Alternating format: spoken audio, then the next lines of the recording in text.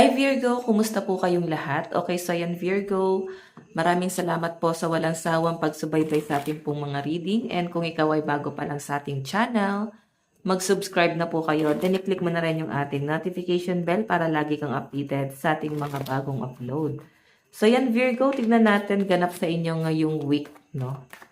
Okay.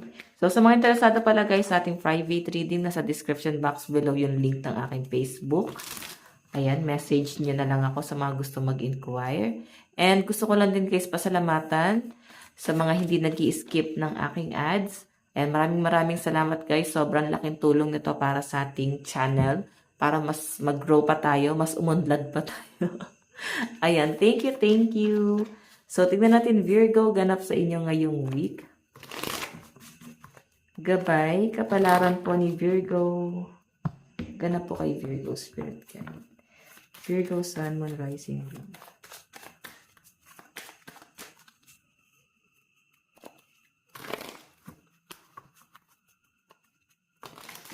Ganap po Spirit Guide.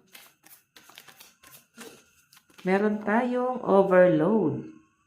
So, Virgo, ayan, no? Nakikita ko na napipressure ka na sa trabaho, nandun sa point na nabibigatan ka na sa trabaho mo, no? Sobrang nahihirapan na yung iba sa inyo, pero I think ina-enjoy nyo lang din naman. Siguro yung mas nakakapagpadagdag lang din talaga sa pressure ng mga Virgo dito is yung kanilang obligasyon.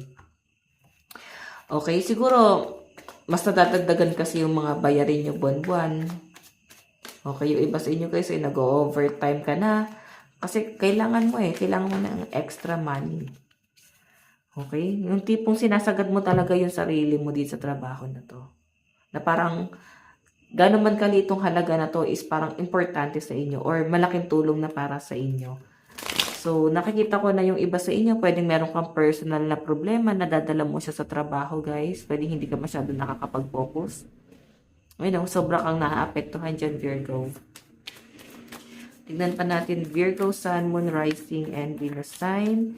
Meron po tayong origin. So, nakakatuwa lang guys na kahit na nape-pressure na yung mga Virgo dito, iniisip mo pa rin yung mga anak mo or yung pangarap mo, yung kagustuhan mo.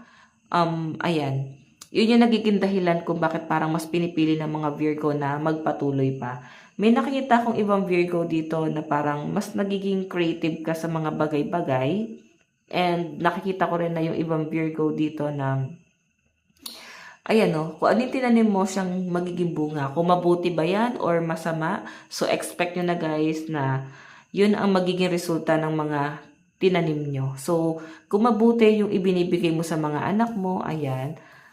Yun nga lang guys, masyado kang pressure. So, expect mo na minsan masyadong mainitin ang ulo mo. Ayan. Siguro, wag mo na lang din i-apply sa mga anak mo or sa family mo ba kasi minsan sa sobrang stress, nakakapagsalita ka ng hindi maganda sa family mo or sa mga anak mo, ganyan. Or sa wife mo, sa kapatid, kung wala kang anak na. So, nakapagsalita ka ng hindi maganda, dala na rin guys ng pagod, pressure, ayan. Tignan pa natin Virgo. Virgo, Sun, Moon, Rising, and Venus sign. Meron po tayong Fury. Ayan, kakasabi ko lang guys. Nagiging mainitin ang ulo ng mga Virgo dahil sa pagod. Yung iba sa inyo, relax lang din kayo. Kung masyado kayo guys. Parang nagmamadali, no? Marami kayong hinahabol na trabaho. Siguro itong obligasyon na to is pwedeng sa trabaho. Parang kailangan mabilis lagi yung kilos. Pero siguro ang kailangan nyo dito Virgo is relax lang kayo, no? Kasi kung masyado kang aligaga, hindi mo magagawa ng tama yung trabaho mo eh. Okay? So, yeah, may nakikita rin akong good news na paparating sa mga Virgo. Okay? This week. Yung iba sa inyo pwedeng nag-iipon, meron kayong gustong bilhin. Tignan pa natin Virgo, Sun, Moon, Rising, and Venus sign. Meron po tayong disturbance, obscure, irritation, supernatural. So, yan. Masyadong mainitin talaga yung ulo. Okay? Pero may mga Virgo naman guys na sobrang kalmado. Actually, kalmado naman talaga mga Virgo. Oo.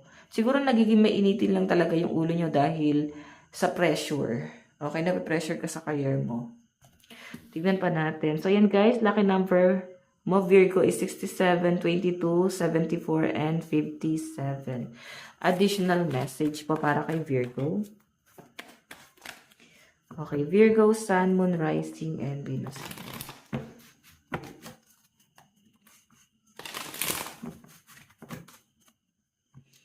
Virgo, Sun, Moon, Rising, and Venus sign. Additional message po. Meron tayong, ayan o, may nakikita akong conflict. Magkakaroon ng misunderstanding this week. Magkakaroon ka ng misunderstanding sa isang tao. Hindi kayo guys gano'n nagkakaintindihan eh. Kumbaga, may pinaglalaban yung isa, meron ka din pinaglalaban. Language. Siguro guys, kailangan mas pag-usapan nyo ng maayos, no? Ayan, nabibitawan ko yung card. Kailangan pag-usapan nyo ng mahinahon. Yung walang sigawan. Okay? Tignan pa natin, meron tayong 10 of Pentacles. Family to. Sa family to. Okay, siguro mafe-feel kasi ng ibang Virgo dito na parang hindi ka belong. Parang nakikita ka lang nila pagka may naibibigay ka. Ganun yung nakikita ko sa inyo, Virgo. Parang feeling mo napapahalagahan ka lang pag may nabibigay ka. Ayan. Tignan pa natin. Virgo, Sun, Moon, Rising, and Venus sign. Meron tayong Page of Swords. So, yung pinapakita sa akin dito guys, siguro ialis mo sa sistema mo yung ganong pag-iisip na parang importante ka lang kasi may naibibigay ka or may potential ka. Hindi naman siguro guys sa ganon. Baka kailangan lang din talaga ng tulong. Pero nasa inyo naman talaga yan guys. Pwedeng, baka ganon talaga. Kasi magkakaroon ng misunderstanding dahil guys sa pera this week. And especially sa obligasyon, sa mga bayarin sa bills. Ayan. Tignan pa natin. Virgo. Meron tayong The Magician. Okay. May ano eh, parang masyadong tawag doon guys. Magulang, no? Masyado kang ginugulangan sa obligasyon, masyado kang ginugulangan sa pera, ginugulangan sa trabaho. So, siguro yung iba sa inyo, Virgo, mapupuno ka na eh. Kasi pagod ka na nga sa trabaho, tas ganito pa yung ginagawa sa inyo. Parang hindi patas. Okay? Tignan natin, Virgo. Virgo, Sun, Moon, Rising, and Venus sign. Advice para sa inyo. Meron tayong manifesting is my superpower. Meron tayong your mind is an altar to source energy. Okay, so Virgo, ito lang naman po ang inyong reading this week. Maraming salamat po ulit. God bless and love you all. Bye-bye po.